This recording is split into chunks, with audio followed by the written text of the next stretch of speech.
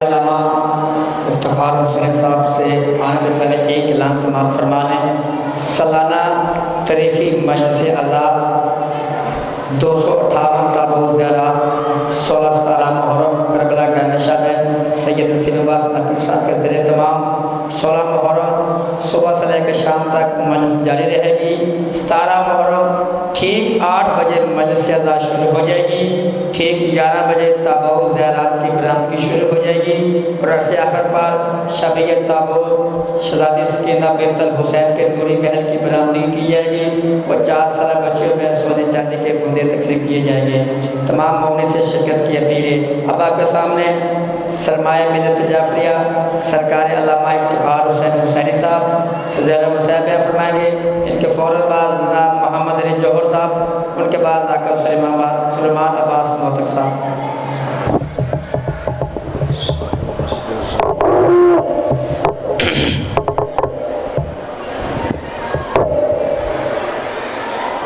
اعوذ باللہ من الشیطان الرجیم، بسم اللہ الرحمن الرحیم۔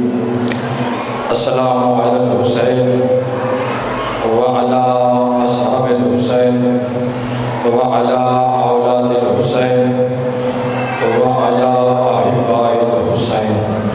قالوا انا للہ وانا الیہ راجعون۔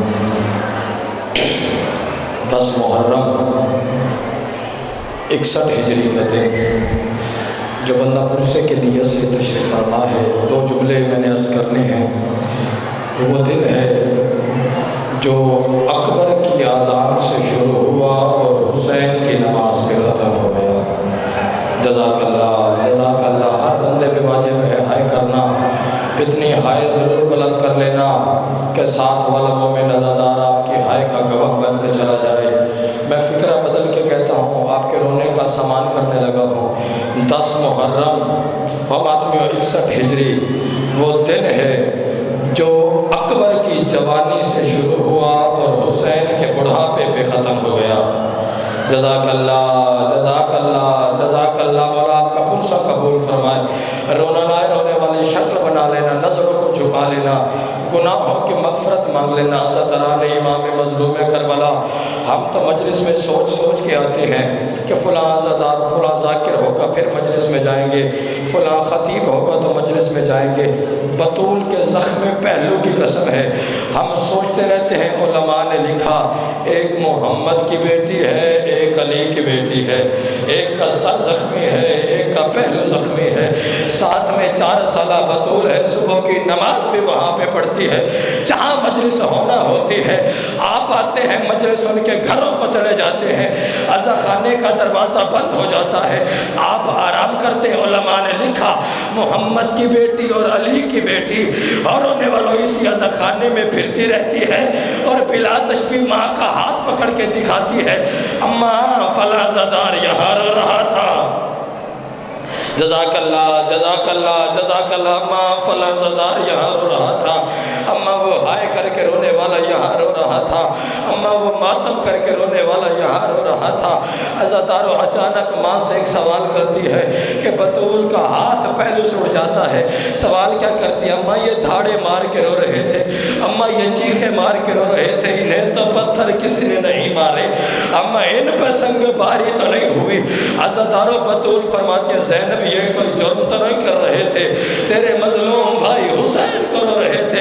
رو کے کہتی اگر میرے حسین کو رونا جرم نہیں ہے پھر آج تک میرا سر زخمی کیوں ہے؟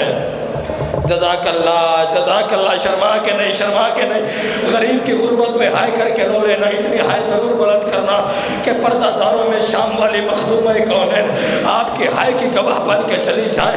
عزاداران امام مظلوم کربلا، حسین کا علی اکبر مارا گیا، میں نے پڑھ لیا آپ نے سن لیا۔ حسین کا قاسم پامال ہو گیا، حسین کا علی اصغر مارا گیا، حسین کے مہمان مارے گئے، حسین کے نادان مارے گئے۔ جب کوئی نہیں رہا حسین کا، عزاداران امام مظلوم کربلا، اب حسین بادشاہ نے جتنے سید ہو للہ مجھے معاف کرنا، حسین نے میدان کی جانب جانے کا اب ان کو ارادہ کیا۔ حسین خیمے سے ایسے باہر آئے جیسے گھروں سے جنازے نکلتے ہیں۔ جزاک اللہ سارے ماتم کر کے 2 جملے سننا. او حسین کربلا کا اللہ راسی حسین، 3 دن کا پیاسا حسین، لاشیں اٹھا کے تھکا حسین خیمے سے ایسے باہر آیا جیسے گھروں سے جنازے نکلتے ہیں، اور رونے والا حسین خیمے سے باہر آئے. کیا دیکھتے کیا ہے کہ سجا ہوا ذوالجناح سامنے آیا. سید کہتے میرا غازی تو رہا کوئی نہیں، یہ مرتجز کس نے سجایا؟ آواز آئی مولا رقیہ نے سجایا. سید لاہور والی مخدومہ کے پاس آیا، آ کے کہتا رقیہ یہ ذوالجناح سجانا مردوں کا کام ہے، تجھے کس نے بتایا کہ زینت سے رکھی جاتی ہے؟ جزاک اللہ تجھے کس نے بتایا کہ رکابیں ایسی لٹکائی جاتی ہے؟ لاہور والی رقیہ بھی رو کے کہتی ہے مولا رات آپ اکبر سے پیار کرنے میں مصروف تھے کہ خیمے میں بھائی غازی آیا تھا اور مرتجز کو بھی ساتھ لے کے آیا تھا اور کہتا تھا سیدوں پہ مشکل پڑ گئی ہے اور میرے بعد زینب کا پاسو ہے. جزاک اللہ سارے شامل ہو جائے، سارے ہائے میں شامل ہو جانا. حسین کی آپ کے پھول سے قبول فرمائے. عزتران امام مظلوم کربلا حسین مرتجز کی زین پہ بیٹھے اور بزرگوں حسین نے مرتجز کو چلنے کا اشارہ کیا. کیا حسین کے گھوڑے نے چلنے سے انکار کر دیا؟ سید کہتے مرتجز کیا تو بھی تھک گیا ہے؟ آواز دے کے کہتے مولا میں تھکا نہیں ہوں. کہا پھر چلتا کیوں نہیں؟ رو کے کہتے مولا میرے پچھلے صوبوں کی طرف مڑ کے دیکھیے.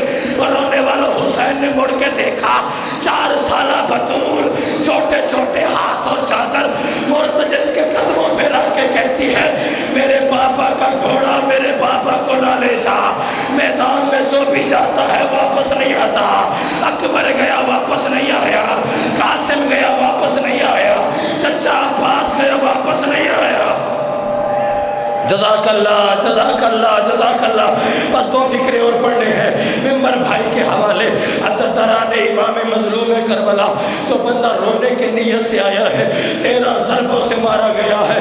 غریب زہرا آج ہم شیعہ ماتم نہ کرتے اگر یہ بات والا ظلم نہ ہوا ہوتا. اور بزرگوں مولا آپ کا ماتم قبول فرمائے. ذبح کرنے کے بعد بھی حرامی رونے والوں آرام سے نہیں بیٹھے. کسی نے حسین کی آبا کو لوٹا، کسی نے حسین کی کبا کو لوٹا، کسی نے حسین کا امامہ لوٹا. ایک لعنتی ہے جس پہ اللہ کی لعنت پڑے. اس ظالم نے حسین کی انگوٹھی کو دیکھا. رونے والوں ظالم انگوٹھی اتارتا تھا اور ماتمی انگوٹھی نہیں اترتی تھی. یہ پھر اتارتا تھا انگوٹھی پھر نہیں اترتی تھی. اور لاہور والوں جب انگوٹھی نہیں اتری نا حرامی 2 پتھر اٹھا کے لے آیا. ایک پتھر پہ حسین کا ہاتھ رکھا، خنجر کو حسین کی انگلی پہ رکھا. دوسرے پتھر سے ظالم نے خنجر پہ ایسا وار کیا کہ انگلی بھی لے گیا اور انگوٹھی بھی لے گیا. بہن لاش پہ آ کے بہن کر کے رو رو کے کہتی رہی این راسوں کا یا اخی، این لباسوں کا یا اخی، این خاتموں کا یا اخی. میرے بھائی تیرا سر کون لے گیا؟ تیرا لباس کون لے گیا؟ تیری 5ویں انگلی کون لے گیا؟ رونے والوں بی بی نے تیر بہن کیے مگر بھائی نے بس ایک جواب دیا. میری ماں بہنوں کے حصے کا فکرہ بھائی نے بس ایک جواب دیا. کٹے ہوئے گلے سے آواز آ رہی تھی این ریدو کے یا اختی زینب. او بہن پہلے تو بتا تیری چادر کون لے گیا؟ اللہ